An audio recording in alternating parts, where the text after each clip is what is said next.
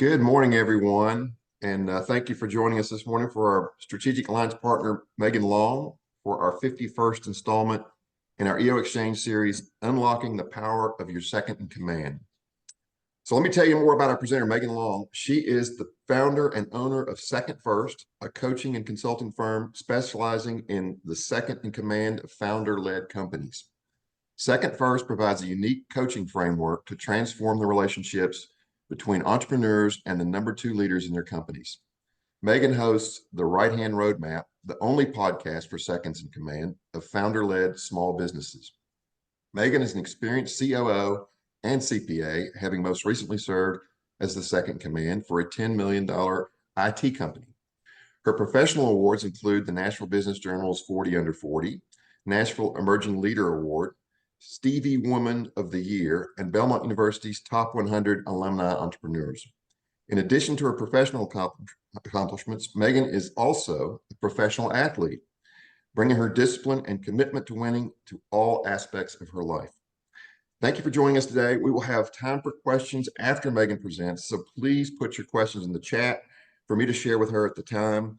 And Megan, we are looking forward to learning techniques and tools to work even better with our second in commands. Take it away. Oh my gosh, thank you. I have been looking forward to this for so long. I am so happy to be here. Let me share my screen. All right. As David mentioned, my name is Megan Long. I am the founder and owner of Second First, which, as he said, is a coaching and consulting company specializing in the second in command of founder-led companies. So aside from our mission to transform the partnership between entrepreneurs and their number two leader, we provide training, tools, and community for what I believe is an underserved role.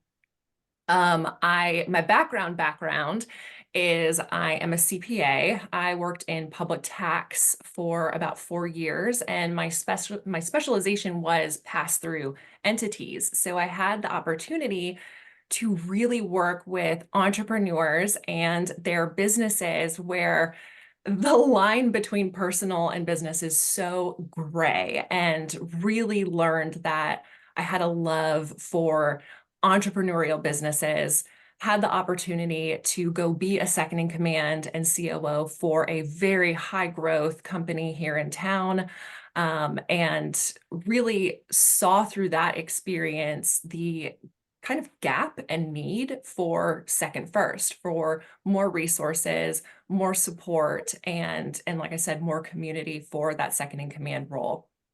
We're extremely lucky today to have members of the Second First community from coast to coast at this point, as far north as Michigan, all the way to Texas. So it's definitely a growing community of COOs and seconds in command for entrepreneurs. He mentioned that we have the podcast. There are short episodes of just trying to put as much free training and value out there for the role. And I am an IFBB pro bodybuilder. I put in parentheses that I did retire last summer. So when I see you all at the next EO event and you see me eating a brownie or something, you don't give me that side eye like, I thought she was a bodybuilder, because let me tell you, food tastes so much better when you have been eating chicken and broccoli for 10 years. So, but I always include the pro athlete part in a professional bio because it communicates that I love winning. And when it comes to you winning in your business and having a competitive edge, so how can we either become or stay the best in our industry? How can we get that leg up over competition? There is, in the military, a concept called the force multiplier. And a force multiplier is a factor that either gives personnel or weapons the ability to achieve greater feats with it than without it. So when it comes to you and your business, what allows you as an entrepreneur to accomplish greater feats with it than without it? And that is your second in command. The second in command to an entrepreneur has this incredible superpower because they're able to see your big picture strategic goals. They understand where you want to go. They see the vision. They think, okay, that's where we're going in 10 years. But then they're also able to dive down in the weeds and see what needs to be done today in order for that to happen. So they can take that big picture strategic vision and break it down into an actionable plan to work backwards and make it a reality. It's an incredible, unique ability that is just this ultimate force multiplier. So if you're hearing me say this and you're thinking, I don't know if we have that in our company, or we have a lot of seconds in command that registered that are with us today. So if you're hearing me say this and you're thinking, God, I don't know if that's my like unique ability. I don't know if that's me. We're going to talk about ways to unlock that because it is in you. So there are keys that we call the 3 C's of how you really unlock this second in command superpower. And it's communication, coaching, and community. So let's start with communication. Entrepreneurs and more operations minded folk, y'all speak different languages. And that's totally fine. That's what makes that yin and yang work, right? But because you guys do speak different languages, it's easy for there to be some breakdowns and frustration. So much so that we wrote a guide for our members of communication rules of working with entrepreneurs. But aside from that, there are some very simple ways to make sure that you stay on the same page. So first, regularly scheduled one-on-ones. Of course, we all have one-on-ones with our team, but time to align on the big picture vision and large scale issues. So the book Rocket Fuel, even if you don't operate on EOS, recommends this concept called a same page meeting. And it is a monthly, so once a month, 2 to 4 hour offsite meeting with the entrepreneur and second in command, where you talk about only big picture strategic issues. So as a second in command, they have to stay on the same page of where you're going in order to know what they need to focus on that week, that day, that quarter. Second, a shared list of ideas for you both to contribute to, and then later prioritize. We're going to be talking about prioritization in a minute, but all of our members at Second First have some sort of bank, whether it's I don't know, OneNote, Teams, just something for them to use with their entrepreneur to keep track of ideas. Because entrepreneurs, we talk about superpowers, that's one of your superpowers. Like you just come up with these great ideas all the time. Sometimes it's difficult for a second in command to know, like, oh, is this just like something you thought of in the shower that might be great 10 years from now? Or is this something you want me to do now? So having a place to capture these also, so you don't feel like you're just kind of floating. It's a really great way to make sure that something doesn't get lost along the way. And then last, an agreed upon method for your second in command to share updates and visibility on major projects with you.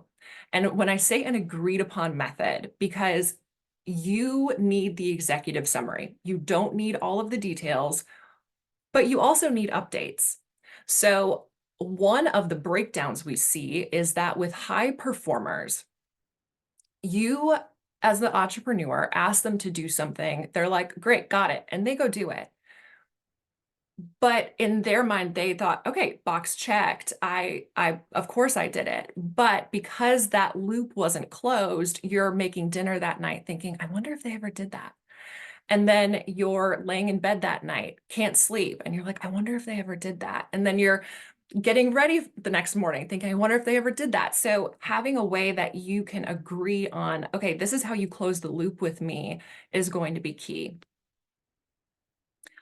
Documented segregation of roles, responsibilities, and accountabilities. This in some organizations up to a certain size might seem overkill.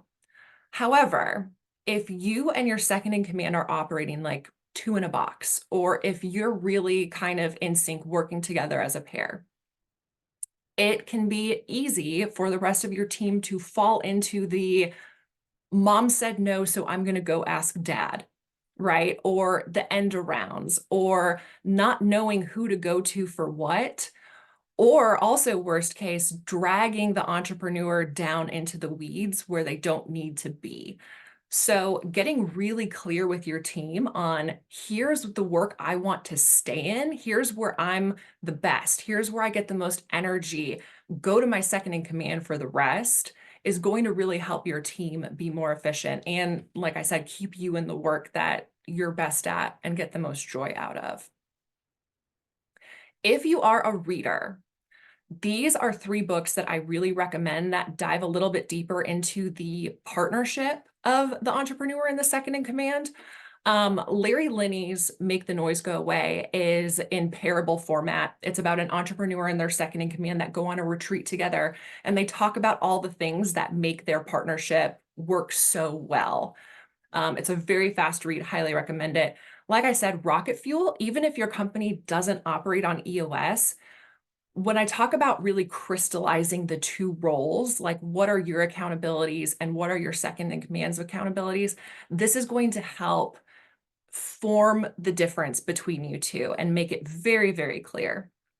And then last, the founder and the force multiplier. I know a lot of you might not be to the point where you have a COO. You might not be to the point where you have someone that you're like, that's really my second in command executive leader. The founder and force multiplier really dives into how an executive assistant can be your second in command as an entrepreneur. So highly recommend that if you are at a certain period of growth, but all 3 of these are going to be fantastic, diving deeper into the communication component. Okay, next, coaching. When I say coaching, it does not have to be anything formal. I am talking about ways for you to do little micro coaching moments with your second in command to really start to unlock these abilities. So first, I mentioned that you guys speak different languages.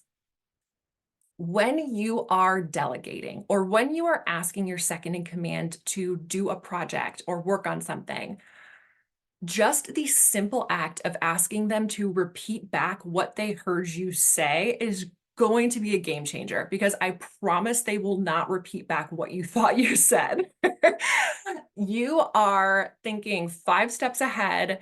You are way in the future. So sometimes it's difficult to communicate in a way that you think you are. And again, that's your superpower. But if you can get them to always say back, okay, great. To confirm, what I hear you say is blank.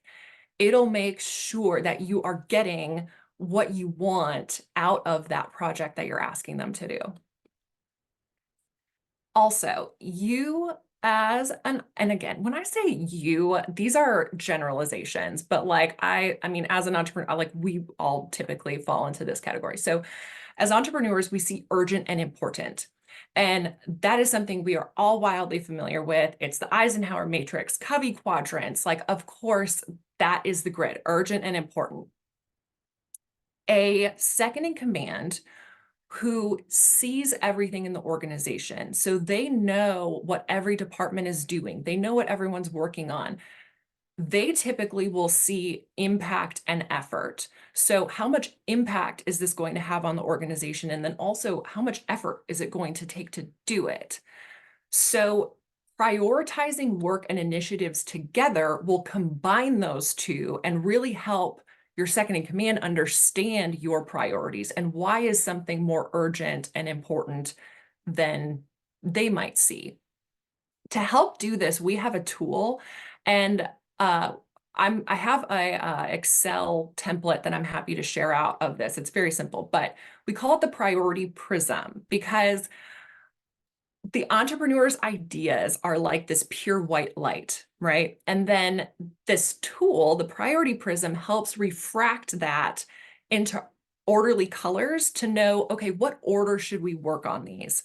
So in scoring them of urgency, importance, impact, and effort, it helps objectively see, okay, what should we do first, even if it doesn't emotionally feel like we should do this first. So importance and impact are different. It seems like they're similar, but like filing your taxes is important, but it doesn't have an impact on your business.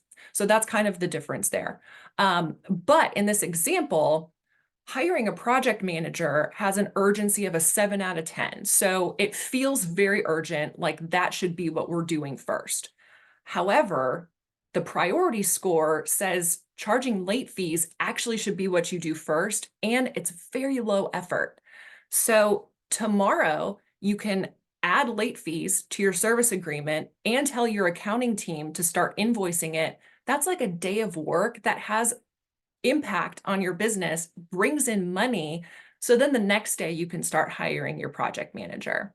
So when we say that seconds in command need tools to really help make this partnership take it to the next level, this is kind of what we're talking about.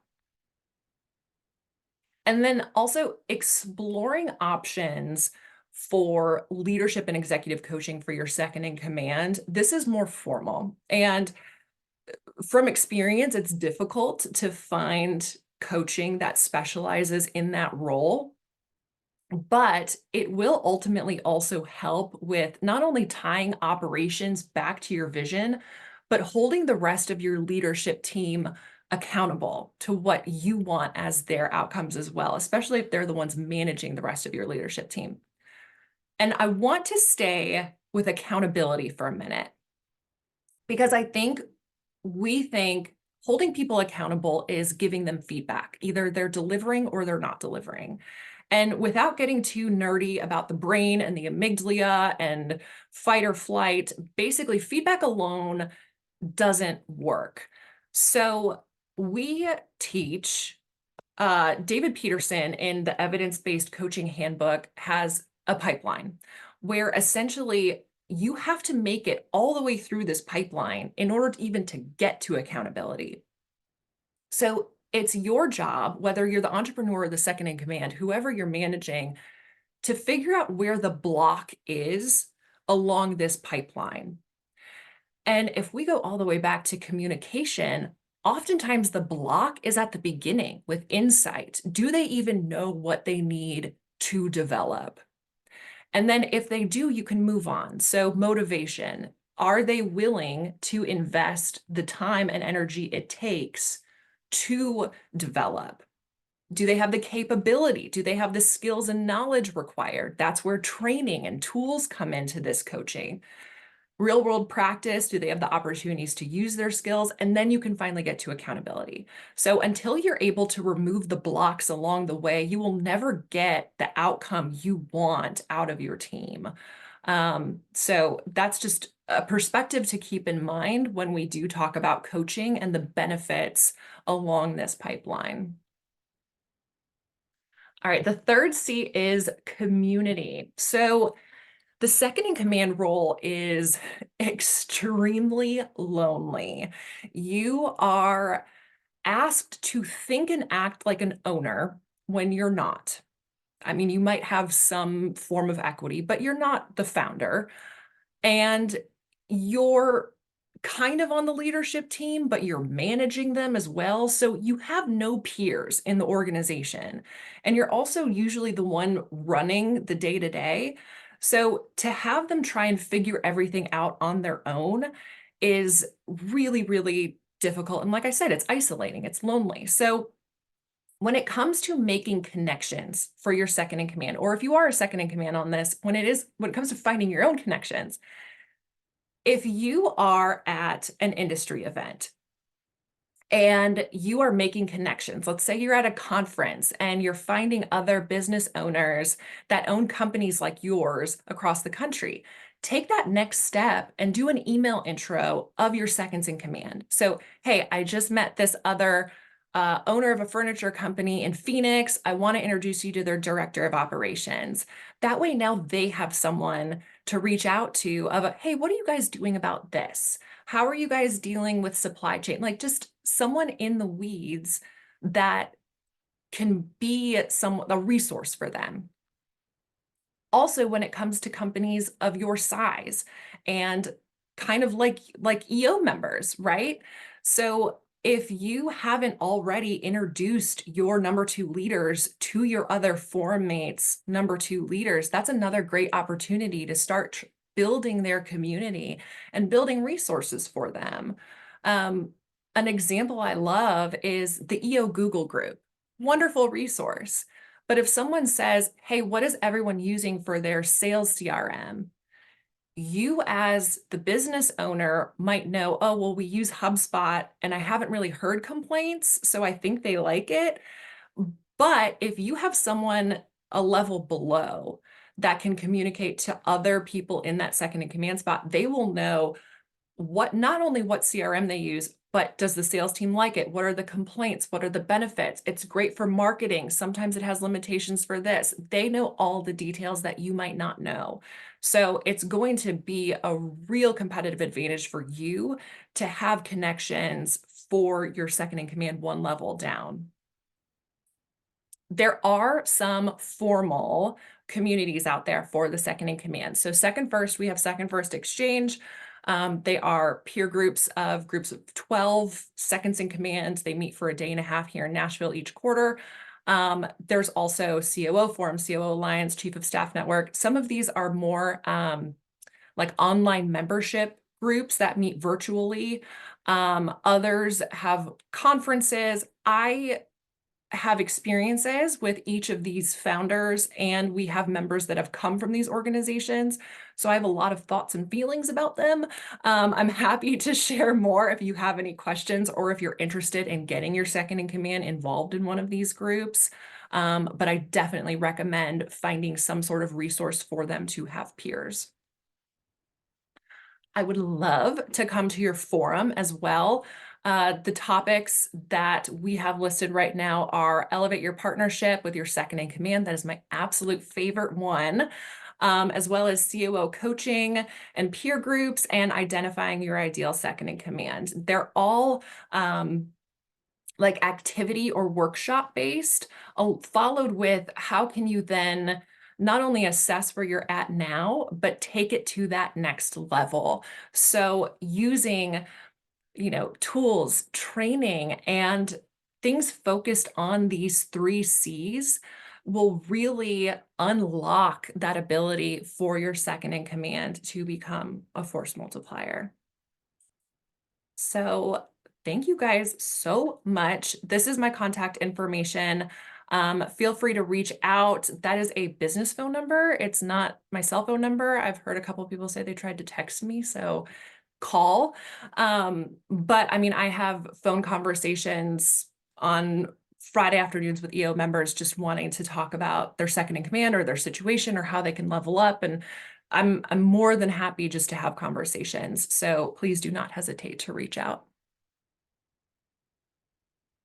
And if anyone has any questions. Megan, that was a very impressive presentation. It was really tight. So one question is, do you ever sit down?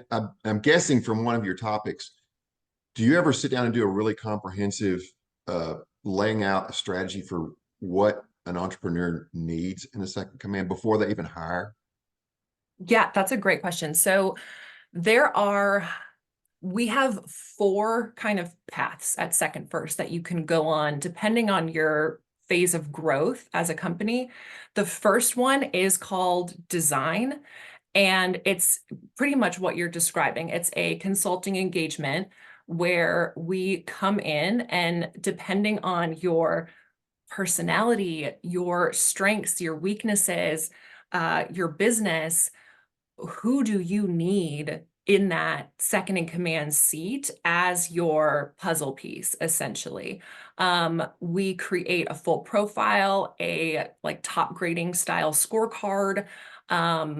We assist with the interview process and then create an onboarding plan for that person, basically everything except the actual recruiting piece. But yeah, if you are to the point of growth where you're like, man, I feel like I truly am ready for a second in command or a COO, we absolutely do have an engagement that helps with that. So question is, tell us more about the Second First Exchange. Is there a set agenda? Is it like a forum? How does that work? Yeah, sure. If you go to secondfirst.com/exchange, you can see the details. So it is a program that used to be virtual, and there is truly nothing that can replace in-person connection, especially if those are supposed to be your people. I know that you all know this from Forum. So we scrapped that, and now we have groups of 12. You have to apply because we do want very growth-minded, invested seconds in command. But we put together groups of 12, no overlapping industries. They do come in from all over, so members from across the country, but it's a day and a half. We partnered with the Joseph Hotel. The next one is in September. And yes, there is a agenda. So there's probably about 5 hours of pre-work. We do benchmarking for some key like operations metrics in the businesses. We pull from the Second First coaching framework, and we have like a topic for that meeting. It's kind of your typical mastermind format after that. So there will be like a hot seat, like shared business problems that we solve. There's usually going to be some focus per meeting. So what are you guys using for AI, or how are you using AI in your businesses? Things like that to really truly sharpen each other and learn from other people in that position. I hope I answered that question. So next question is, how long should it take for a new second command to be fully functioned, totally up to speed? That is such a good question. I would say, so when it comes to our one-on-one coaching, about 50% of our coaching clients are brand new to the position. They're someone that was identified in the organization as someone that could step up into that role, or someone that's newly hired into that role. And it really, I think, depends on how much you are doing as the entrepreneur right now. So if you are trying to hand off departments or functions that you are doing currently, how quickly can you comfortably train and hand that off? At least 6 months, I would say, to get someone really up and running.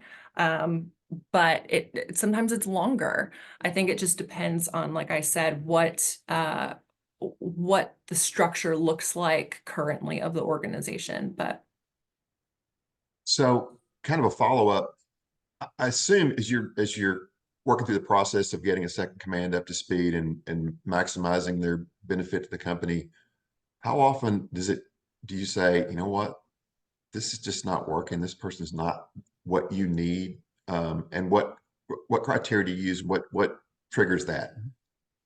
yeah, experienced both sides of that, where the entrepreneur is like, you know what, I don't feel like this is my person. Ultimately, it's like a weird marriage, right? Like you have to find your partner, and it has to be your match. So, on the other side, I've experienced it where the second in command is like, you know what, this is not the right fit for me. Um, I think that's where the communication piece really becomes so important, because you have to make sure that you're on the same page, not just personality wise, but also goals wise. So if you're a COO that is hungry, you want to grow, you want to steer a rocket ship, you want equity, and you've partnered with an entrepreneur that's like, I just want a lifestyle business. Like I want my company, and then I want to be able to enjoy time with my family. I have no strong growth goals. That's not going to work. So you have to really reconcile individual goals, personality, all of these things. And I think it's healthy to say we're not a match. I don't think that is a failure on anyone's part. So Luke McElroy asked, and I agree with him that says your pipeline, your development pipeline is really applicable to any management level team members. And so he asked if you haven't quite cracked the motivation level, do you have any tips or tools to understand their motivating drivers? Yeah, we have, there's a handful of questions for each of those along the pipeline. I can actually pull it up, to help uncover, where the block might be, because sometimes you don't even know along the pipeline where they have a block. So you have to do discovery. For motivation, it's okay, finding out what their personal goals and motivations are, what they value, what do you want to do that you're not doing? What do you see as success criteria in that role? What have you seen be successful or unsuccessful in the past? What feedback have you received from others? So it's really trying to draw out through those discovery questions. I'm happy to share out too that we have questions, like I said, for each stage of that pipeline. And if you are interested in more, I really highly recommend the evidence-based coaching handbook, which is David Peterson's like full resource. So David Hosse's asking if the slides are available, and is also saying that's a great presentation. Thank you. Yeah, well, you guys are going to be posting this on YouTube, and then I'm also happy to share out the slide deck as well. Marla or Samira, I can send you anything, and then you can just email it out. Perfect. Send it to me and I'll send it with the evaluation, all that good stuff. Thank you, ma'am. Very good. It really was a great presentation. I saw several things that I don't really have a second command. I have a very flat organization. But I saw a lot of things that really apply to me too, and also in how I communicate with my family. So I really appreciate, your presentation, and I think we've filled all the questions in the chat, so I think it's time to go to breakouts. Are we ready to go to breakouts, Marla, Samira? Yes. And Marla, do you want to go ahead and put the questions in here so they'll see what to do? So the questions are to share a takeaway from this morning and what you found most surprising, and is what something you learned that you plan to implement and how. Perfect. Y'all get that? All right. We will go ahead and go.